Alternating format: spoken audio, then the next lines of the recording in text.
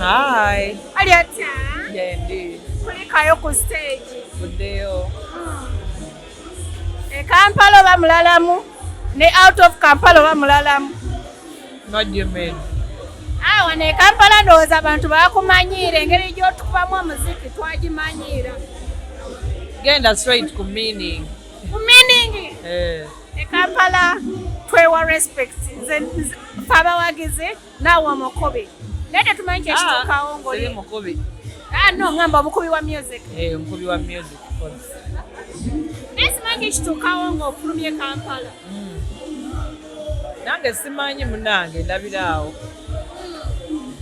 Abantu bano bwe batawuliriza bigambo by'oyogera batebamanyi muntu gwe badiiringa naye when you go out there. Nsaagala luno lufuuke lutalo mbeere nga buli kiseera njogera ku ekyo okitegeera. It's just simple. Let's respect each other. That's it. I always say it. Era buli w'okiraba omanya I was disrespected. Oluusi nno obeera ku stage naye ng'abantu abali mu maaso awo abasinga tuba tubasinga emyaka kubanga mwana wa 18 just ng'alina bazadde be bamukkiriza okgenda mu show kitegeera n'abeera saawa zayagala so be batera okusooka awo mu maaso 18, 21. So these are the people kaveeri mbw akukwatirira kati omwana omuto kitegeera omwana omuto nze ankwatirira mukwano byebyo munaye Nedda si byebyo. byebyo Omwana omuto no kubanga olina ekingeri gy'okireesemu omwana omuto. Waliwo buli omu kisinzira engeri gy'okirabamu manyi buli omu alina omubiri gwe waddembe okugusalirawo kye gwagala ati ogwange saagala gukwatirira bwe mba nkola mba nzize kukola siri malaaya era bwe mba njagala okunkwatirira nsobola okuyitayo ne ngamu je njagalayo abankwatirira kitegeera naye anyway shit happens. Naye nga for as long as I'm disrespected buli we naaba disrespected I will act accordingly unapologetically kitegeera nga siina gwe neetondedde. Whenever you find me gwali eyo yenayena ng'ojja mu show ng'awulidde wininwagi kwali ng'oplaninga okundisrespectinga I swear upon the living God I will give you your dose. I swear I will not hesitate and get back to my job straight away. Sirwa nawo kitegeera yeah.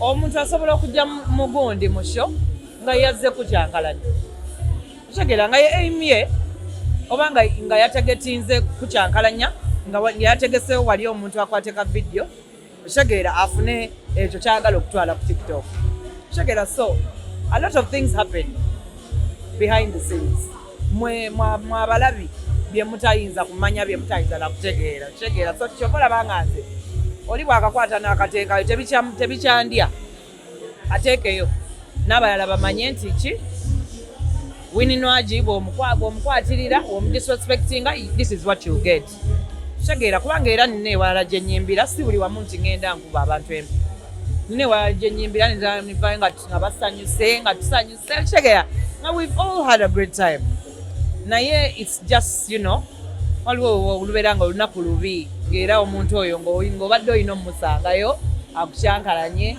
and then omwana analyoka ateekayo ka before nga tonabawoninga nomala noteekayo nga obakuba omwana anamala nakomenti nga yabawoninga just tebategeera butegeezi. Aba editinga gye bali nabo bali ku mulimu ndowooza balina gye basasulwa. However nze it's not my concern kitegeera bw'oba oka editing nze noleeta kino n'okigatta n'ojja mu story bw'oba ng'olaba kikuyamba kikuleetera likes go ahead nze sikyalina budde bukaayana n'abantu. Bw'olaba nga content omubi yatunda ku page yo go ahead nze ekyange kijja kuba kyange nga Katonda yakitegekera kuba kyange kijja kuba kyange. Bw'oba oyagala kunkyaya abantu si gwe Katonda kitegeera anjagala ajja sigala nga njagala eyankyawo era eyo jjajja osigala kitegeera. Omuwagizi wange tajja kunsaalira kwako ka video kubanga teyabaddeyo kitegeera. Omuntu yenna nga tewabaddeyo tolina ky'oŋŋamba njagala oyo yabadde ku ground kitegeera bwe mba njogera naye Winnie, wali oguddeko ku stage ng'oli mu nkondo? Kubanga abayimbi abasinga babeera nnyo mu nkondo. Wali oguddeko ku stage? Tugwanga. Nagwako e Dubai. Nengwako ku concert yange eyo mu show z'omukyalo. Ebigwo biri nnomo.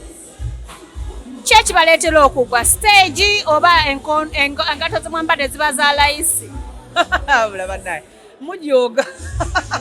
Bulaba naye. Ziba za layisi. Anyway, ekigo kiri nnomo. Omuyimbi eno alina okugwa.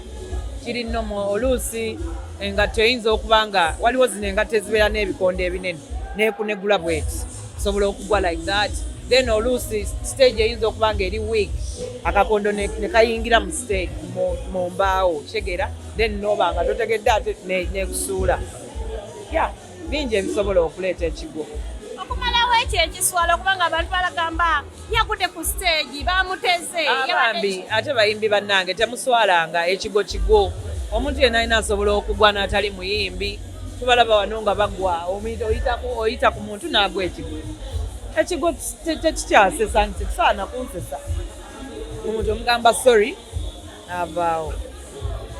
Winnie, nina ekibuuzo kye njagala okubuuza. Saagala kibuuza nnyo bakyala bannange. Lwaki temwagala kuzza ku baana? Oba oyagadde kibuuza nze gamba.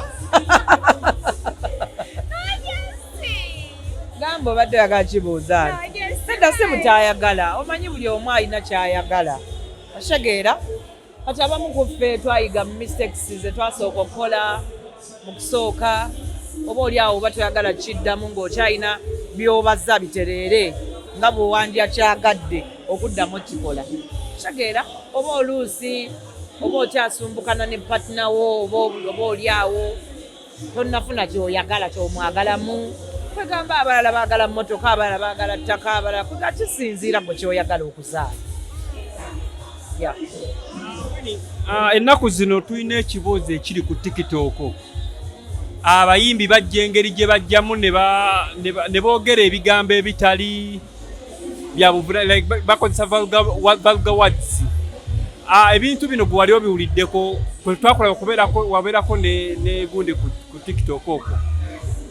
Twalabye Bruno K yabalina abayimbi yabadde nabo ku live ne bakozesa ebigambo ebitali birungi. Gwe ng'omuyimbi kino oyinza kyogerako mu ngeri ki? Nze ng'omuyimbi sirina budde bubuulirira bantu bakulu. Buli omu akozesa ebigambo byawuliranga oba wakuziba bwotyo era tetusobola kukola ki kukukontrolinga. Okitegeera wootuukidde kyogera ku mukutu oba oli free bwotyo bw'oba wakula. So buli omu kisinziira engeri gye yakulamu. Okitegeera? Sijja gamba nti oba nkyogere ntya. Sijja gamba nti nze ndi mutuukirivu. Buli omu alina byafulumya mu kamwa ng'anyiize. Naye bwe baba nga badde banyumya nga mboozi buboozi. Then it's a different case, but bantu bakulu buli omu ayogera kyayagala. Obudde obusinga abantu bagamba obudde bw'ekiro obeerayo ekibuuzo ekyo. Winnie abamu mubeera mu bookings, abamu bamugenze mu ndongo kuyiriba ndongo kola kubanga mukola. Tugambe nti abali mu biseera ababeeramu ebyo ebintu baba tebalina bookings, baba tebali busy. I think TikTok live doza. Basooka kubuuza, are you free? Never over free. Ojikola. Like me, I once did it with Banda and I was free. Nali siri idle.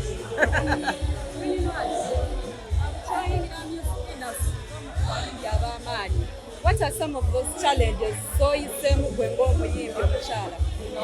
Challenges. What are some of those challenges? So funye gwe muyimbi omukyala. Challenges zenfunyemu esinga okubeera ennene. Ate buli omu tajja gibagamba. Bye twambala. Mubeera nnyo ku social media nga mutuvuma. Ono yayambadde bwati, ono yayambadde bwati. Olina omusanga avuma ono, you know. Nange waliwo bensanga banvuma. Naye, let me tell you guys, being an artist here in Uganda, it's not easy. First of all, material tulina ntono. Otegeera ebintu tugabana n'abawagizi baffe. So osobola okulaba artist ku stage ng'ayambadde kyekimu ne faani eri kyangu nnyo kubanga material y'omu gwe tuyina teri kyosobola gamba mbu kale nga Beyonce w'anaabambu alina tiimu namba emucreatingira bintu stylist we akola ku ye yekka okitegeera tetuli like that.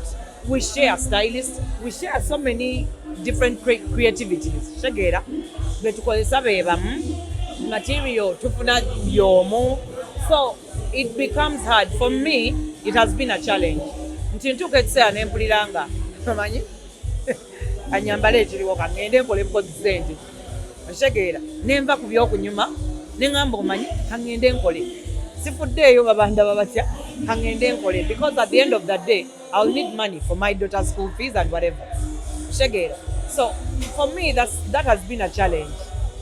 It's hard to be outstanding okitegeera it's hard to be outstanding mbogwobeere nga gwe tolina gwofaanagana era musobola okwesanga nga somehow mwambaddemukko byebimu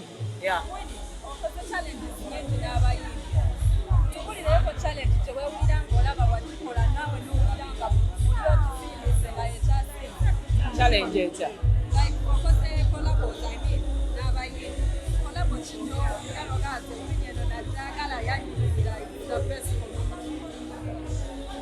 mu kisenge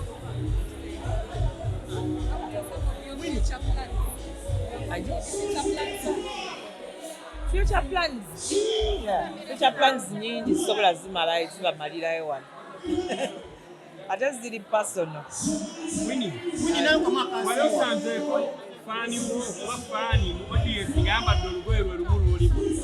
Ate kinantuukako naye kisobokera ddala woba toli careful. Yeah. So kati ekyo kirina engeri gye kikuleetera omuntu oyo okuyisaamu amaaso. Somehow, taddayo nga takulaba nga bw'abadde akulaba.